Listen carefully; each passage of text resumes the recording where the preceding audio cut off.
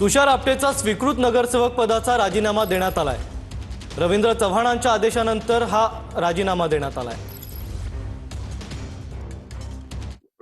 नगरपालिकेमध्ये स्वीकृत नगरसेवक पदाचा राजीनामा देत आहे। त्यात म्हणजे शाळेचा, आदर्श विद्यापीठ संस्थेचा आणि भारतीय जनता पार्टीचा त्यांना कुठल्याही प्रकारचा त्रास न होण्याकरता मी हा राजीनामा त्यांना देत आहे। ओके, पण भाजपचे निवडून आणले आणि त्याच्यामुळे आपल्याला स्वीकृत नगरसेवक पद मिळालं होतं, काय सांगाल? त्या बाबतीत काय असेल ते नंतर आपण बोलूया याच्यावरती। पण आता हाच माझा राजीनामा माझ्या स्वतःच्याने मी देतोय, कारण याच्यामध्ये शाळेची आणि पक्षाची कुठल्याही प्रकारची बदनामी न होण्याकरता मी हे देत आहे। कुठे देणार राजीनामा?